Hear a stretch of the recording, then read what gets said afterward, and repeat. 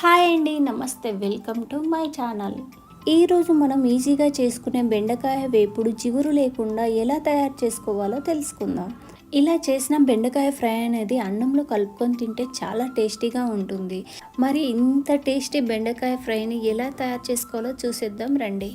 ముందుగా బెండకాయలను వాటర్తో బాగా కడిగి ఒక క్లాత్తో తడి లేకుండా తుడుచుకొని బెండకాయలను చిన్న చిన్న పీసెస్గా కట్ చేసి పెట్టుకోవాలి.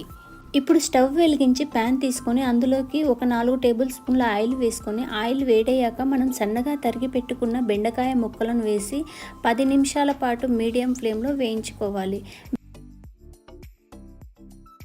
బెండకాయలను ఎలా పడితే అలా కదిపితే బెండకాయలు చిదిగిపోయి జిగురు అనేది బయటికి వస్తుంది. అలా కలపకుండా మనము దోశ ఎలా అయితే ఫ్లిప్ చేస్తూ మనం దోశను వేడి చేసుకుంటామో అలాగే ఈ బెండకాయలను ఫ్లిప్ చేస్తూ మనం వేడి చేసుకోవాలి.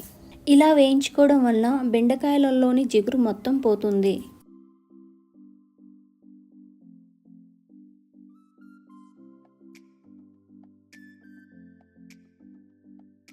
ఇలా 10 నిమిషాల పాటు వేయించుకున్న బెండకాయ ముక్కల్ని ఒక బౌల్లో తీసుకొని పక్కకు ఉంచేసుకోవాలి.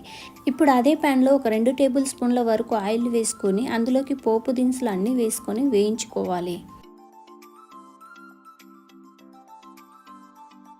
ఇలా పోపు దినుసులు అనేవి ఫ్రై అయిన తర్వాత ఒక 4-5 పచ్చిమిర్చిని ఇలా మధ్యలో చీలికలుగా చేసి పచ్చిమిర్చి కూడా వేయించుకోవాలి. ఆ తర్వాత ఒక మీడియం సైజ్ ఉల్లిపాయను తీసుకొని ఉల్లిపాయ కొంచెం కలర్ చేంజ్ అయ్యే వరకు మనం వేయించుకోవాలి. ఉల్లిపాయ ఇలా కొంచెం కలర్ చేంజ్ అయిన తర్వాత ఒక 4-5 వెల్లుల్లి రెబ్బలను ఇలా దంచుకొని ఈ వెల్లుల్లి రెబ్బలు కూడా ఈ ఫ్రైలో వేసి వేయించుకోవాలి. ఇవి వెల్లుల్లి రెబ్బలు కూడా ఫ్రై అయిన తర్వాత మనం ముందుగా వేయించి పెట్టుకున్న బెండకాయ ముక్కలను కూడా వేసి మనం బాగా కలుపుకోవాలి. ఇప్పుడు ఇందులోకి కొద్దిగా పసుపు, అలాగే టేస్ట్కు తగ్గట్టుగా సాల్ట్, అలాగే కారం కూడా యాడ్ చేసుకొని ఒక 2 నిమిషాల పాటు బాగా మిక్స్ చేసుకొని ఫ్రై చేసుకోవాలి. ఇప్పుడు ఫైనల్గా కొద్దిగా కొత్తిమీర వేసుకొని స్టవ్ ఆఫ్ చేసి సర్వింగ్ బౌల్లోకి తీసుకుంటే ఎంతో టేస్టీ బెండకాయ వేపుడు అనేది ready.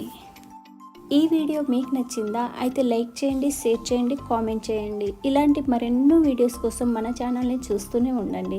Thank you for watching. Keep smiling. Bye bye.